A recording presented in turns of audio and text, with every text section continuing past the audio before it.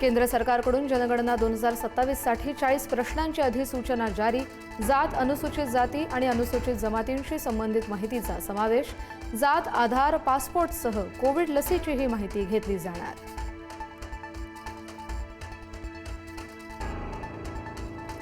बंद झालेल्या कंपन्यांपैकी 76% कंपन्या डिफंक्ट म्हणजेच सुरूच झाल्या नव्हत्या। कंपन्या बंद झाल्याच्या मुद्द्यावर फडणवीसांचं शरद पवारांना उत्तर।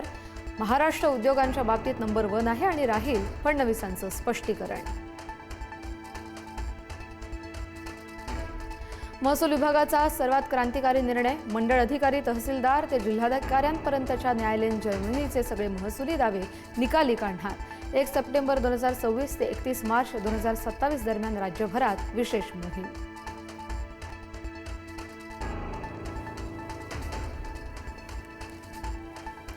राज्यातील रिक्षा टॅक्सी चालकांना मराठी भाषा शिकण्यास 1 महिन्याची मुदत वाढ।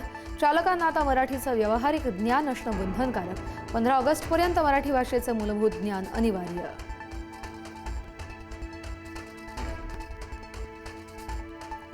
मुंबईतील रिक्षा आणि टॅक्सीच्या भाड्यात वाढ होण्याची शक्यता। रिक्षाच्या किमान भाड्यात 1 रुपयाच्या वाढीचा प्रस्ताव, तर टॅक्सीच्या भाड्यात 2 रुपयांची वाढ होण्याची शक्यता।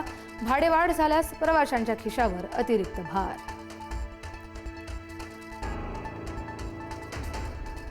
नगरविकास खात्याने नियमांच्या बाहेर जाऊन स्थगिती दिलेल्या इमारती पाडणार। मंत्री गणेश नाईक यांचा पुन्हा शिंदेंच्या शिवसेनेवर हल्ला।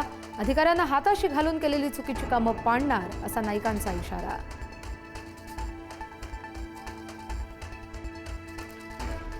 राहुल गांधींची पंतप्रधान मोदींच्या परराष्ट्र धोरणावर टीका। परराष्ट्र धोरण म्हणजे राजकारण्यांना मिठी मारणं नव्हे, राजकारण्यांना मिठी मारणं ही कल्पना त्यांच्या डोक्यात कोणी घातली, राहुल गांधींचा सवाल। गणेश विसर्जन मिरवणुकीमध्ये मोठी गर्दी होत असल्यानं पुलांच्या सुरक्षेचा मुद्दा गंभीर। गणेशोत्सवापूर्वी धोकादायक पुलांची दुरुस्ती करा। बृहन्मुंबई सार्वजनिक गणेशोत्सव समन्वय समितीचं आयुक्तांना पत्र। मुंबईच्या कांदिवली पूर्व परिसरात दुधात भेसळ करून विक्री। एका व्यक्तीला रंगेहात अटक। अमूल आणि गोकुळ कंपनीच्या दूध पॅकेटमध्ये पाण्याची भेसळ।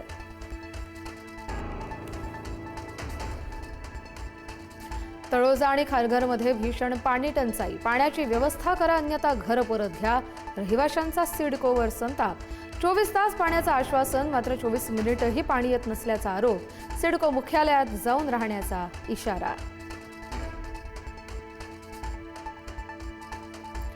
चाकणमधील खराब रस्ता आणि खड्ड्यानं घेतला दोघांचा जीव। खड्ड्यांमुळे दुचाकी घसरून थेट कंटेनर खाली गेल्यानं अपघात। आणखी किती जीव गेल्यानंतर प्रशासनाला जाग येणार असा स्थानिकांचा सवाल।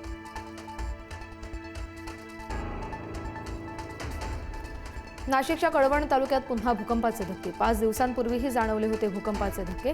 वारंवार भूकंपाचे धक्के बसत असल्यानं भीतीचं वातावरण।